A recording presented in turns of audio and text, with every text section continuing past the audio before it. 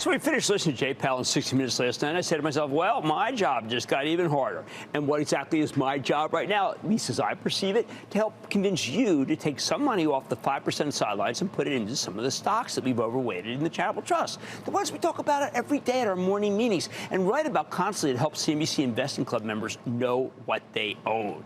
After listening to Powell, I know we're at the crossroads. The dichotomy of hard landing versus soft landing is being replaced by no landing. As we're back to reality, the reality that we lived with for so many years before the Great Recession. The reality is that, historically speaking, short rates they aren't all that high. They're at a level where the economy can still grow jobs, but still has some inflation, as witnessed by the huge decline in the long-dated bond prices, meaning that longer-term interest rates, like those of mortgages or credit cards or card payments, are suddenly going up after Friday's report from the Non-Farm Labor Department. Or to put it succinctly, why on earth would the Fed cut short rates when inflation could still flare up badly if we keep getting strong employment numbers like we had on Friday? So why does the situation have me dismayed? Well, why not just tell everyone to park their money in certificates, deposits, and collect that cool 5%? Because it's highly doubtful that the Fed's next move is to raise rates, although if we get another labor report like we had next week, I might still come out here and start push for another tightening. But the Fed didn't leave that door open. So now we have two ways to win in the stock market. Either the economy keeps humming and earnings remain strong, sending stocks up, or the economy slows down enough for the Fed to be able to justify cutting rates and the stock market goes up. In either option, there's going to be more money made in the stock market than you think, which is why from 1981 on, I have sung the praises of these kinds of exquisite phases in the business cycle, where the Fed's done and rate cuts are ahead of us at some indeterminate point in the future.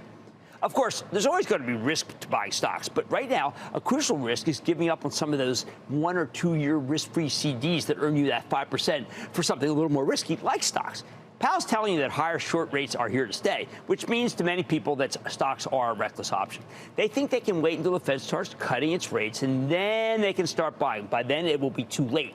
When you look at the sectors that are screaming higher right now, the techs, the industrials, the rails, travel, leisure, healthcare, you can throw darts at the winners. And if you own a Meta Platforms or an Amazon or NVIDIA, you know that that 5% you got from that CD is the kind of thing that a great stock can give you in a week or even a day. I have no illusions. Some of you will come off the sidelines for a small percentage of your assets, perhaps through an index fund. I like the S&P 500, and I cheer that. But I'm beginning to believe that the biggest money will be made between this period where the Fed's holding pat and the moment where we get the first rate cut. So I've got to redouble my efforts to say, look for stocks here. In other words, right now, if I'm right, you're going to be kicking yourself if you insist in parking all of your cash in CDs or treasuries. Find some room for some stocks, please, and I do not think you will regret it.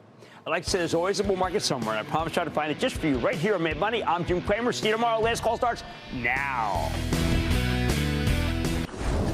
Don't miss a second of Mad Money. Follow @Jim Cramer on X. Have a question? Tweet Cramer. #MadMentions. Send Jim an email to madmoney@cnbc.com or give us a call at 1-800-743-CNBC. Miss something? Head to madmoney.cnbc.com.